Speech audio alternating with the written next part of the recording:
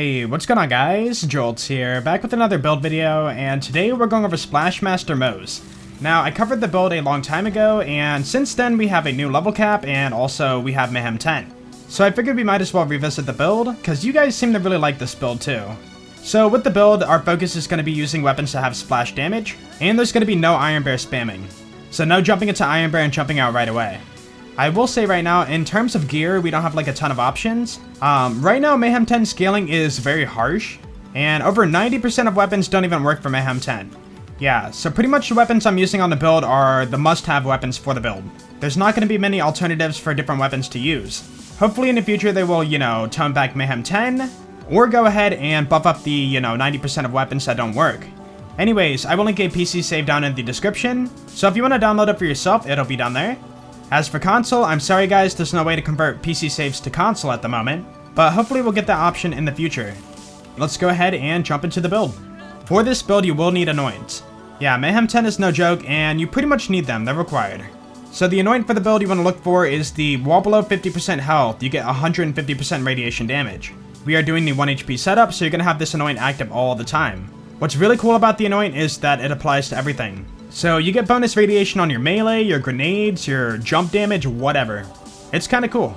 First off, we have ourselves the KO Sin. This weapon is insane. It has really high base damage and can spam pretty fast, and the important thing is it can hit many times. Because of that, when you're using the Minesweeper class mod, which is also part of the build, you will spawn a lot of micro grenades. So this gun will crush enemies. Now we have the Tig's Boom. It is a very splashy weapon. Surprisingly, it does scale pretty well to Mayhem 10 too. So this gun is good for spamming into a group of mobs. It'll spawn a bunch of meteors and they will rain down and kill enemies. Now, not too many hotfixes ago, they did fix the gun, so the meteors will not spawn under the map anymore. Now we have the Sandhawk, part of pretty much every build ever for Mayhem 10. It is a splash weapon and puts out insane damage. Now for this gun, make sure you're shooting it in semi-auto mode. It'll make the bullets more compact and accurate, and for semi-auto, you also get a small damage bonus. We have the Plague Bearer, and this launcher is a Scourge 2.0. So when you shoot it, it will create a ball of energy and move very slow. As it is traveling, it will actually spawn extra projectiles too. Those will seek out other enemies. The cool thing about this launcher is we're also going to be combining it with the Big Boom Blaster. Even with the Means of Destruction skill to regen rocket ammo, you still want to regen rocket ammo a bit faster. With this shield, you're going to drop boosters, which will regen your shield, and also give you a grenade and rocket ammo. Since we're also using the Bloodletter, we're going to have a lot of shield. So picking up a booster to regen 60% of a lot of shield is still a lot of shield. So with the Bloodletter, we're going to combine that with the Vampire skill to throw grenades and regen our shield too. So your shield's going to stay full pretty often. So the Bloodletter is going to be for basic mobbing, and we do have another class mod here for bossing. The Minesweeper. Like I mentioned before, if you hit a critical hit, you will spawn a micro grenade, and it will fall to the floor and blow up. Since we did grab the Pull the Holy Pin skill, our grenades have a chance to hit a critical hit. That doesn't apply to only the grenades we're throwing, but also the Minesweeper grenade too. Hey, guess what? You just hit a critical hit, which means you can spawn another micro grenade on top of that. So if you're super lucky, you can chain the micro grenades, and it will build up damage exponentially. That is what you saw for the intro clips, so that is why it melted bosses. Let's go ahead and show off what I mean. Alright, let's go ahead and put on the Minesweeper. There we go. And we're going to hit a critical hit. So you can see it's going to blow up, and we did not get a micro grenade. Let's try it again. Right there, you see that? And it crit, and it crit again. And you can see there we hit 14 million. So yeah, the grenades can chain. And when you're spamming like a lot of them like this, you can hit some pretty crazy numbers. It's still going off, right? There's a 24 million. Do photo mode. And yeah, you can see there 24 million. Yeah. Now, getting those chains does require luck, so it's not going to happen every time. So sometimes you might melt the boss really fast, or sometimes it'll be like an average kill. Moving on here, we have the Tracker Grenade, pretty typical for a lot of Moze builds. It'll keep our shield up. And also when I'm using the Minesweeper with the Pull the Holy Pin skill, the grenade will crit and spawn micro grenades. We have a Snowdrip Deathless. We want to make sure we can go fast, and also that we're really tanky. As for the other gear, we have more KO Sins, more Sandhawks. The OPQ system is a good choice too. This gun can splash for shock damage. Now we have the Boomsicle, which is pretty good for mobbing, not really for bossing. It hits pretty hard, and we have those in most of the elements. The Yellow Keg. Yeah, it's pretty good. This launcher is so strong that you can one-shot a lot of bosses with it, and for this build, it is ridiculous. I don't even have to say anything. Look at that damage. We have an Alchemist, which I believe I'm going to take off the build because it doesn't really perform all that great. But yeah, we have more Tig's Booms, more Plague Bearers, and our Minesweeper. Alright, let's go over the skill tree. First off, for Iron Bear, use whatever you want. I'm not going to be using it, but I grabbed the Vanquisher Rocket Pod and a Target Softening. Just in case you use it, you can debuff the enemy. We have Grizzled, so when you get a kill, you will get cooldown. We have Means of Destruction. Any splash damage you do will have a chance to regen ammo and grenades. Torg Cross Promotion. You get a 30% damage boost on splash, and a 15% chance to double the radius. Now for the Minesweeper's Micro Grenades, doubling that radius is awesome. Now because of this skill, you also have to be a little bit careful. Because you have a chance to double your radius, make sure you sit back a little bit further. Stainless Steel Bears, so you might be thinking, why did you grab that? For whatever reason, putting points in this buffs the short fuse damage. Yeah, I don't know why, but it is a thing. Pull the Holy Pin, our grenades have a chance to hit a critical hit. Auto Bear, some people like it. If you want to spare a point somewhere and put it there, you can. Like I said, I'm not focused on Iron Bear at all, so I will not be using it. 3 points in Vampire, so when we throw a grenade, we'll get some healing. And because we're using the Bloodletter, it's not going to go into our HP. The healing's going to go straight into our shield. 3 points is enough, you don't have to max it out. To the last, you can throw grenades and fight for your life. Grenade spamming can get you out of fight for your life if you're using the Minesweeper. And we have Short Fuse. So when you shoot the enemy, you have a 20% chance to deal 75% of your gun damage as an explosion.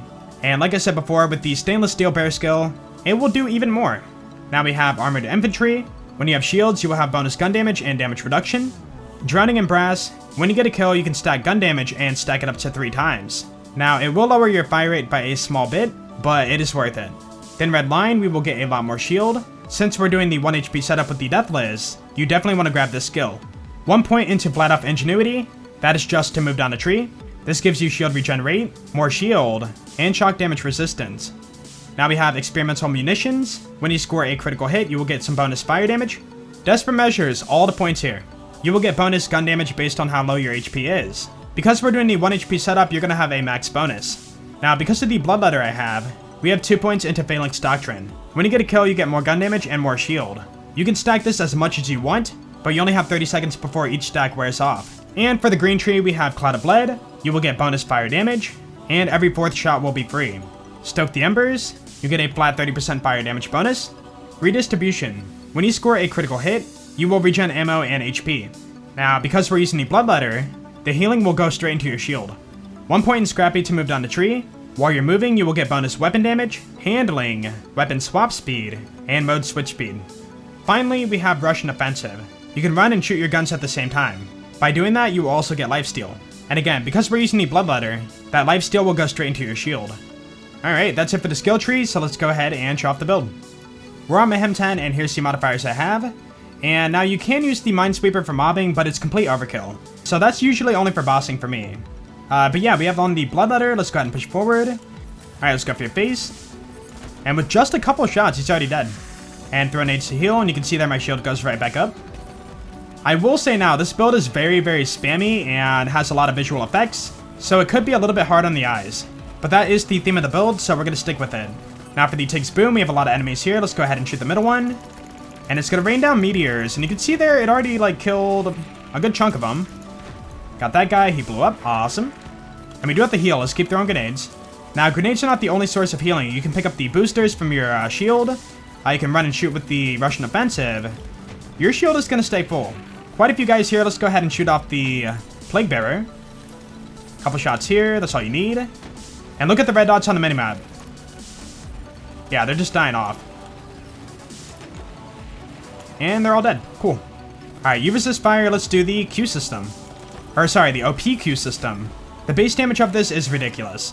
Alright, we have the Sandhawk, which is pretty much overkill for mobbing. I usually only use it for bossing, but you can use it for whatever you want. Again, make sure you put it in semi-auto for more damage and to make it more accurate. Yeah, when there's a lot of enemies, I bust out the Plague Bearer.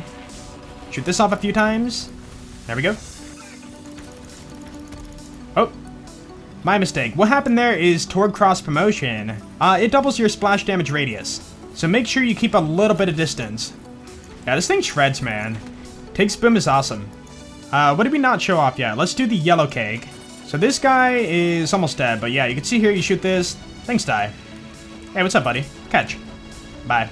Now for the Boomsicle, you can see here, it is still pretty strong, even on Mayhem 10. because of the sickle-shaped bullet pattern, I shoot it at the enemy's feet to make sure the splash damage hits. Alright, I think we showed off all the weapons, so let's go ahead and show off bossing. So we're at Trot, and we have on the Minesweeper and the Sandhawk, a shock one. So yeah, semi-auto.